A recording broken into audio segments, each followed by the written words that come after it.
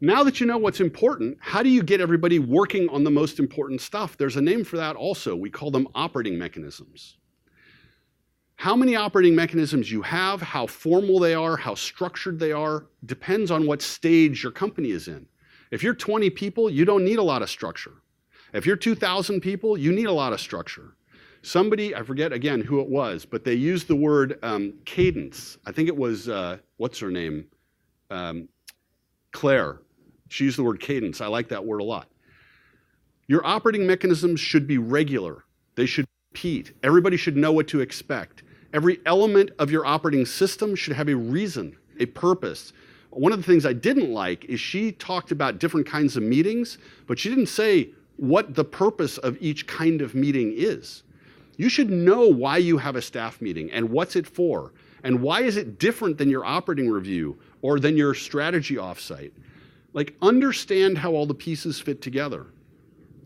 These are the tools you use to ensure great execution, to ensure accountability, and to make sure we're all working on the most important stuff. And encourage your team to cascade them. Part of the way that people learn from you is by cascading the tools that you use further down into the organization.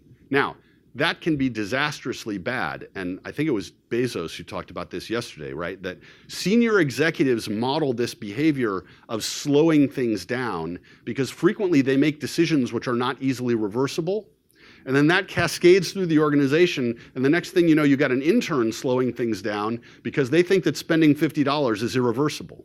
So you got to watch out for that stuff. You don't want people mimicking you all the way down through the organization. But you do want people to learn, you want your VP of engineering to learn that having an operating rhythm in the engineering organization is important.